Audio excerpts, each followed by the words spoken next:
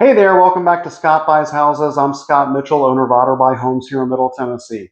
One question that I get asked quite frequently is, how exactly do you find deals as a real estate investor? That's a great question because that's where we all kind of start, right? The truth of the matter is that there are a multitude of ways to find deals. There isn't just one good way to find deals as a real estate investor. Over our 10 years of real estate investing, we've bought close to 200 properties. And today I want to share with you our top 5 ways of sourcing deals as a real estate investor. Now, the first option, the most obvious one, are properties that are listed on the MLS. This is where most real estate investors start because, quite frankly, it's the easiest. We all have access to Zillow and Redfin, Realtor.com, or you can, connect with some local real estate agents and help them and have them help you find deals that are listed on the MLS. So the pro is that it's easy. The con is that these are publicly listed, meaning everybody can see them, right? So as a real estate investor, you're going to face the most competition for those deals. And because of the competition, prices can get bid up. And when that happens, your real estate, your margins start to slim down. So the MLS might be the easiest way of finding deals, but you're also going to find deals with the slimmest margins. Now, the second way of sourcing deals as a real estate investor that I wanted to discuss with you was Facebook Marketplace. Now, I'm sure we've all been on Marketplace looking for deals of one sort or another. And yes, you can find motivated sellers with distressed properties who are looking to sell their property and want to avoid paying the listing fees of listing on the MLS and things like that. However, these deals are still kind of out there in the public domain, if you will. A lot of real estate investors look for deals on Facebook Marketplace. And again, this may be easy, but you're going to face more competition, and more competition means slimmer margins. Now, the next way that I want to discuss with you is potentially the most controversial, and that is sourcing deals through wholesalers.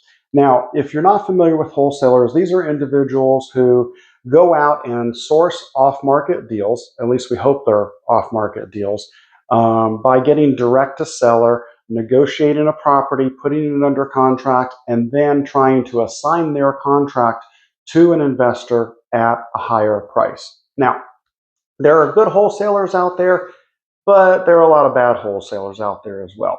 And full transparency here, we have wholesaled probably well over 100 deals over the last 10 years. So we wholesale just like many others.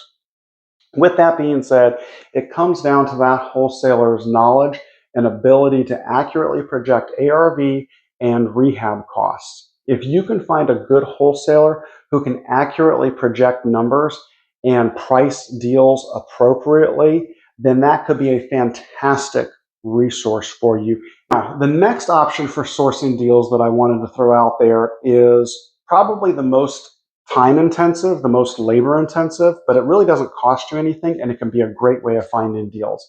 And that's what we call driving for dollars. Driving for dollars is quite simply when you get in your car and your truck and you drive through neighborhoods looking for distressed properties. These might be properties with like broken windows, roof damage, long grass, obviously properties that are like vacant or neglected, have a lot of deferred maintenance. And as you're driving along, you're just writing down addresses. And you might be out there for an hour or two writing down addresses. You come home, you look them up in tax records, and then you try and track down the owners. Okay. Again, the downside here is it's very labor intensive.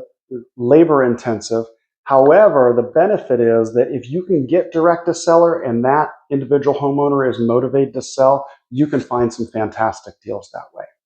Now, the fifth and final way of sourcing deals as a real estate investor that I want to discuss with you is how we source most of our deals.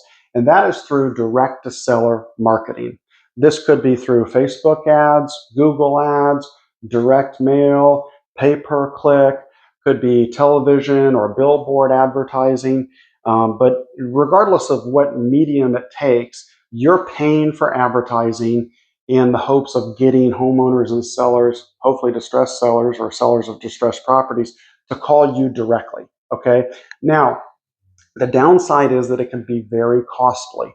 For our business, we spend between $5,000 and $10,000 a month on direct to seller marketing. But if you don't have a lot of time on your hands, you can't go, driving for dollars or door knocking, things like that, but you have some cash set aside and you want to find your first deal, it may be worth investing into direct seller marketing.